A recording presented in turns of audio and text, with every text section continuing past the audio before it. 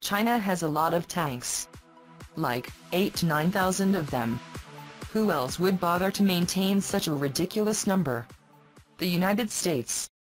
And Russia. Note that such counts include vehicles in storage and reserve.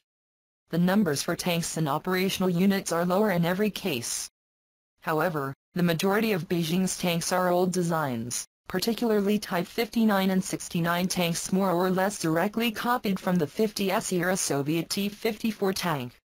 Such is their profligacy that I once had the pleasure of bumping into one in a children's playground in Tianjin serving the needs of the young people. However, China's top-of-the-line tank, the Type 99, has commanded healthy respect from international observers, even though it has never been exported, nor used in combat. The reason is simple: the reported performance parameters are equal to many top Western designs, and the Type 99 also packs a few unique tricks of its own. Today we'll look at how the Type 99 stacks up to two important contemporaries, the American M1A2 Abrams and the Russian T-98 tank. Before we get our hands greasy with the technical details, we should consider, does China even need tanks? It's a reasonable question to ask. China's major military efforts have been directed towards the Pacific. Some might ask, how likely are the U.S. Army's M1 Abrams tanks ever to clash with the Type 99? To which one should consider, can either vehicle swim across the Pacific Ocean and exchange shots over Scarborough Shoal? Kidding aside, it seems a pretty unlikely except in amphibious invasion scenarios fit for Operation Flashpoint computer games. On the other hand, Taiwan has expressed interest in purchasing Abrams tanks, and Australia operates 60 as well, so never say never. However, the question is more relevant when we consider the Russian T-90.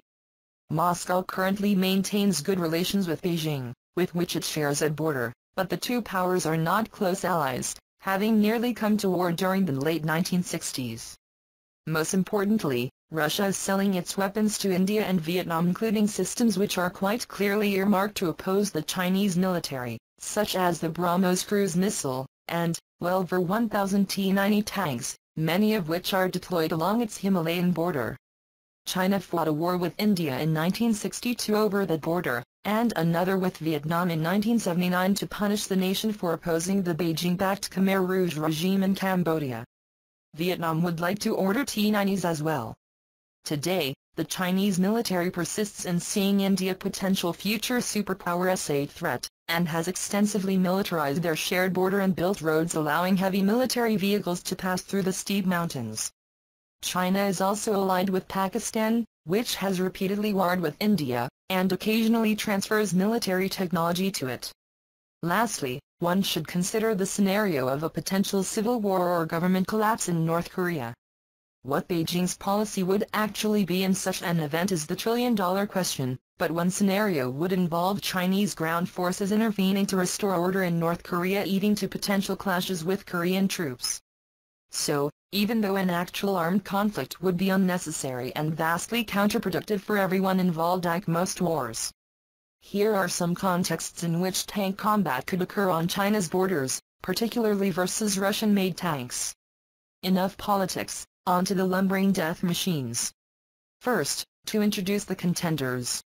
The Abrams, of course, is the classic American design which devastated Soviet-made Iraqi armor in the 1991 Gulf War without losing a single tank to enemy fire.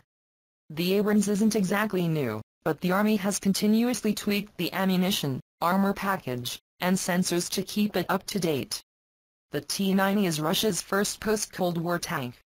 Though not quite a peer of the Abrams, it still boasts significant improvements in accuracy and protection, particularly in models equipped with later-generation explosive reactive armor. While Russia is introducing its revolutionary new T-14 tank, for now its 550 T-90s remain its frontline armored vehicle. Moscow has developed the more advanced T-90AM but did not place it into full production.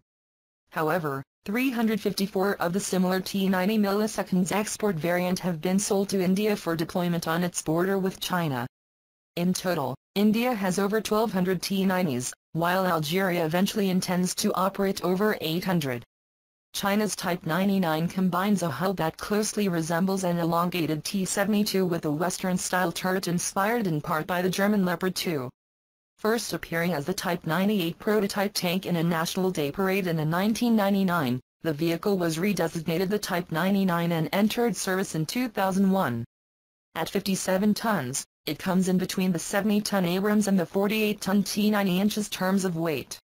Several upgrades, including the new Type 99A2 variant, boast advanced new technologies. Beijing fields nearly 500 Type 99s in 16 armored battalions, and has produced 124 of the newer 99As so far. The type is not offered for export, though some of its technology is used in China's VT-4 export tank.